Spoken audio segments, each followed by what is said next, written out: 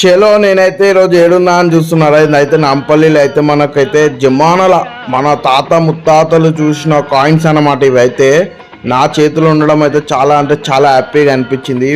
So అక్కడ ఏమున్నాయంటే పాత వస్తువులు ఎక్కడెక్కడికో తెచ్చి అక్కడ సేల్స్ అనేది చేస్తున్నారన్నమాట.